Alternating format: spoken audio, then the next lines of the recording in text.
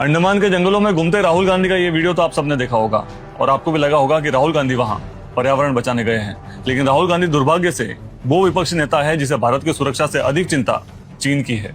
Great Nicobar project में भारत सरकार 81,000 करोड़ रुपए लगाकर वहां एयरपोर्ट, आर्मी बेस और ट्रांसशिपमेंट हब बनाने जा रही है।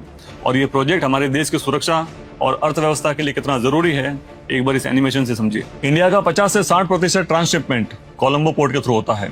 उसके अलावा सिंगापुर और पोर्ट क्लांग। अगर ग्रेट निकोबार प्रोजेक्ट सफल होता है तो हिंद महासागर में भारत के पास खुद का पोर्ट होगा, जिससे भारत अपना कार्गो खुद हैंडल करेगा।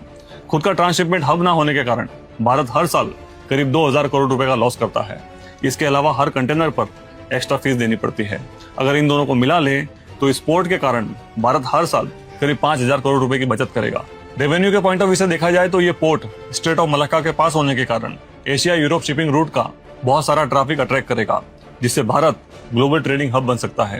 क्योंकि इस प्रोजेक्ट की साइज होगी 1085 स्क्वायर किलोमीटर, जो कि सिंगापुर के 728 स्क्वायर किलोमीटर से लगभग 40% बड़ा है।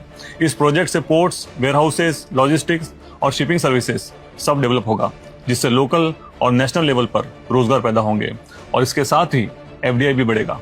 इसके अलावा सुरक्षा की दृष्टि से भी ये प्रोजेक्ट बेहद जरूरी है, क्योंकि ये प्रोजेक्ट स्ट्रेट ऑफ मलक्का के पास है, जो कि एशिया का सबसे बिजिएस्ट सी रूट है और यहीं से चीन का 80% सप्लाई चेन और तेल गुजरता है।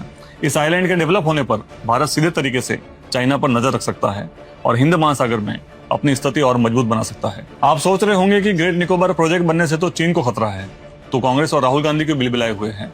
असल में गांधी परिवार और चीन का रिश्ता ही कुछ ऐसा है। 1947 में जवाहरलाल नेहरू ने भारत के सबसे महत्वपूर्ण कोको आइलैंड को म्यांमार में जाने दिया। 1948 में कश्मीर मुद्दे को यूएन में ले जाकर इस जख्म को हमेशा के लिए नासूर बना दिया। 1950 में यूएन की परमानेंट सीट चाइना को भेंट कर दी। जिस रोड का इस्तेमाल करके चाइना ने 1962 में भारत पर हमला किया और लद्दाख के बहुत बड़े हिस्से पर कब्जा कर लिया, वो रोड नेहरू की अनदेखी के कारण बनी। 2002 में सोनिया गांधी बिना किसी पद के चाइनीज पीएम से मिलती है और उस मीटिंग में क्या चर्चा हुई कोई नहीं जानता। 2005 में फिर से सोनिया गांधी और कांग्रेस के नेता चाइनीज कम्युनिस्ट पार्टी से सीक्रेटली मुलाकात करते हैं और फिर 7 अगस्त 2008 के दिन चीन के बीजिंग शहर में Rahul Gandhi Chinese communist party के साथ एक एमओयू साइन करते हैं, जिसके बारे में कोई जानकारी उपलब्ध नहीं है।